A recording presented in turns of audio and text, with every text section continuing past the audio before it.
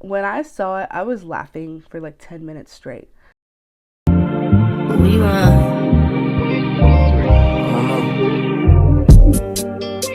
My new bitch look like Halle Berry. Hi lover boy, hi lover girls.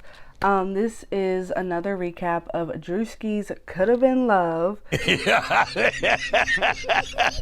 Can I just say I got a lot of views on the first episode recap I did that I posted, so I'm gonna keep doing it. I know I'm behind, so a lot of y'all probably already know how the ending goes. Don't spoil it, please. But yeah, let's get into it. This is episode 2. And the episode starts out with like a summary of what the episode will be about, which I kind of like because a lot of shows, they do like what happened last time. Like his show, it's like this episode, this is a summary of what's going to happen in the beginning. So it's like whatever happened last time, you got to go figure that out like in the other episode. So I really like that a lot. So Caleb congrats the ladies and tells them to go pick their rooms. There's 16 girls and 9 beds. Yeah. I don't like sharing, so couldn't be me, but happy for them. Meatball and Country playfully get into it. Oh, by the way, I'm going to be using their nicknames. I just feel like it kind of makes it more funny, but the girl, I can't remember her name, but yeah, Meatball and Country, they playfully get into it about the bed. Switcheroo does not like how Morgan is like addressing the room situation. She just feels like it's not that big of a deal, and that's probably the only thing I agree with Switcheroo about, besides I guess Bambi like hitting her, even though wasn't Switcheroo, well, we'll get into that. Asian Persuasion sees a bug and she's like, oh my god, like there's a bug. I don't like bugs, so I don't know, that would have went differently. The ladies, Pinch and Country, are talking about Bambi being an issue while Bambi is literally sleeping. And it's like, I can't imagine talking about the next lady. You know, I can't imagine talking, I want to say something else, but I don't know if YouTube will like criticize me or something.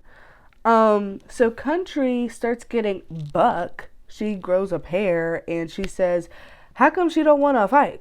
But it's like, you have the problem. You're supposed to fight. Not, you can't just come up to her and be like, why don't you want to fight me? You're the one with the problem.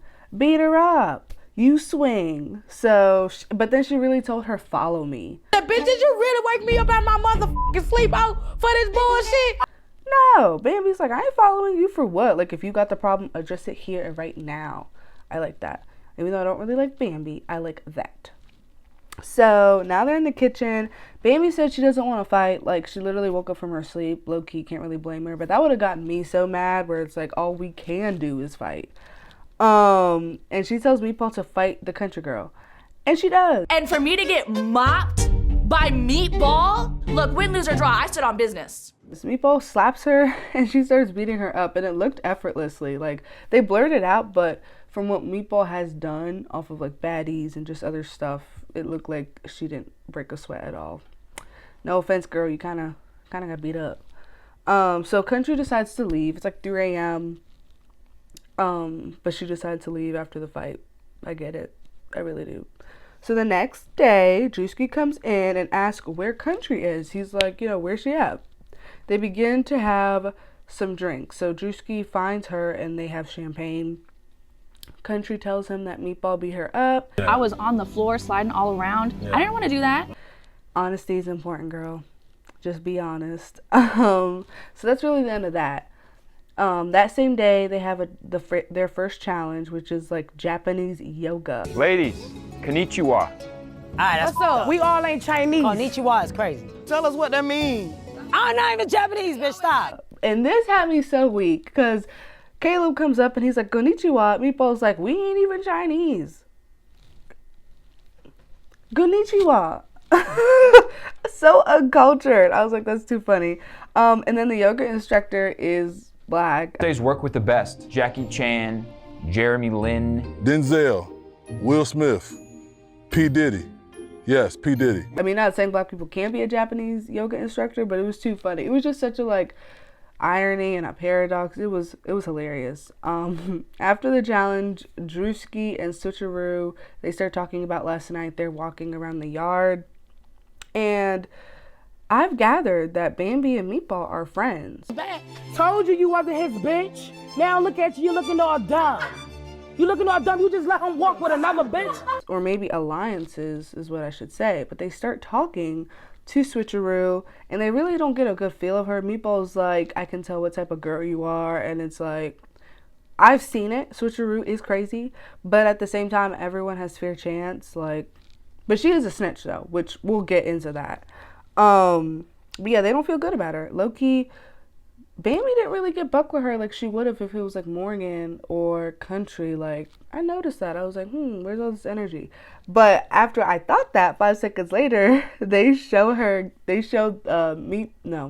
Switcheroo and Bambi getting into a fight. And it's like, okay, my thought went out the window.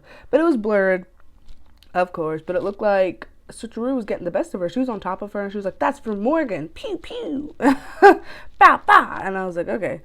Druski sees that Bambi's room is dirty. He checks on her after that blurred fight. And he sees her room is filthy. And then he tells her, like, no more fighting. That's enough. He also tells her to glue down her wig. Make sure you glue the hair down. I did. Make sure you glue it down good now. And she's like, it is glued down. But he's like, glue it down more. Like, it keeps coming off. Then the YouTuber Bobby, I can't remember her name, but she's like the girl who's blonde. She's white.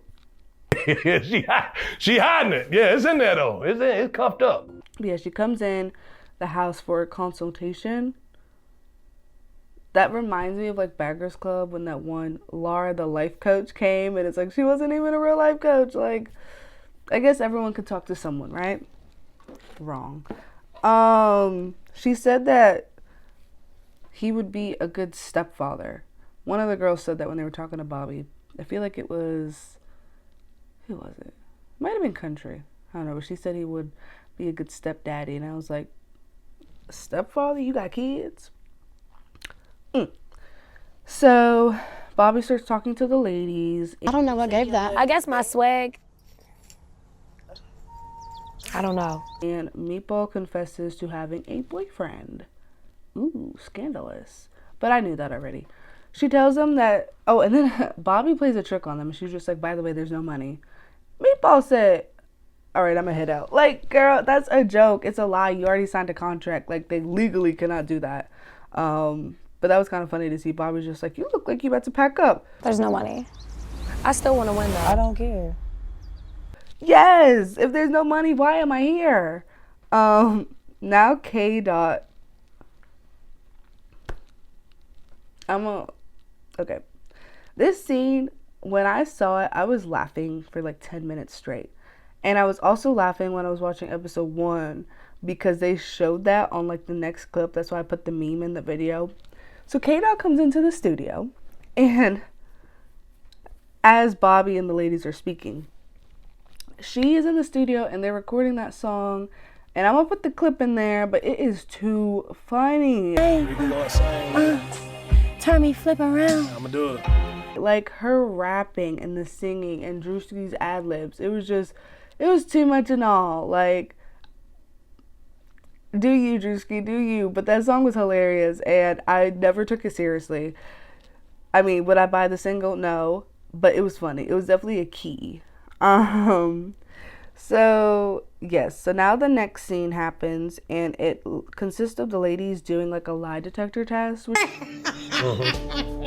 was actually pretty interesting to see, but I feel like it's kind of been done before. I could be wrong. No, it's usually they bring someone in and they're like trying to make them crack. But Bambi goes first. Druski shows a picture of Bambi flirting with the instructor. She's talking about some, ha, Druski, how you gonna do this to me, Druski? Like, that was you. Then he starts asking her who took a dump in the bathroom, because one of these ladies took a dump and left a mess. And it's like, ugh. In that man's house on TV, on YouTube, like, what you doing? Ooh. Then Nugget goes next. He shows a picture of her and the instructor. The instructor flipped her upside down in the air. About him flipping you upside down. No. Treating you like a croissant right here. I was shocked actually when I felt myself come off the ground. Now, it's kind of funny because she is a little person. But at the same time, she was taken aback. She was like, I don't want him to do that. Like, and I believe that. Like, I don't think any little person wants a regular, human actually a big man, that guy was huge, to flip them upside down. So then it segues away from the lie detector test, and TT and Asian Persuasion start getting into it. He don't like you, bitch. You his mama age. What the f? It's crazy. Her bra came out, her sweater came out, everything came out. Yeah, get your titties back in check. I really can't remember what it was about. It wasn't that big of a deal. But yeah, they begin fighting. And, oh yeah, I remember. Because TT feels like Asian Persuasion talks too much. Which Asian Persuasion was just like, I mean, yeah, I talk a lot. But at the same time, why are you bothered? Just let her talk. If you don't like it, move to the next room. Like, talking is free at the end of the day. Freedom of speech, right? So back to the lie detector test. Daddy Yankee goes next. She starts talking about women. Who were you thinking about when you were in that? I'm talking about balls to the wall. Druski.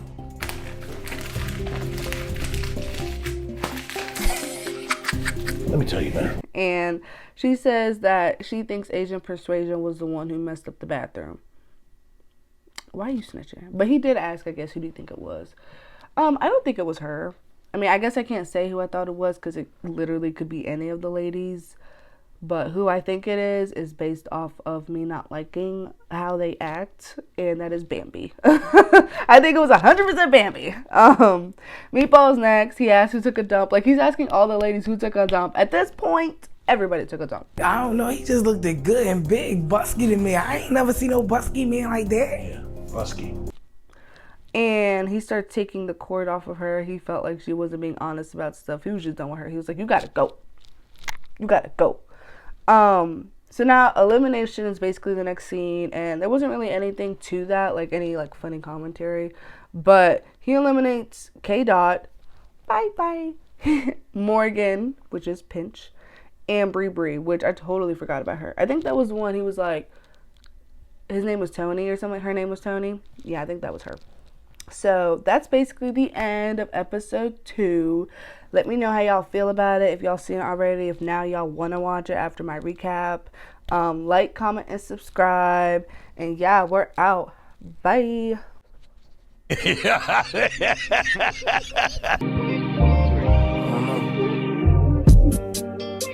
My newest look like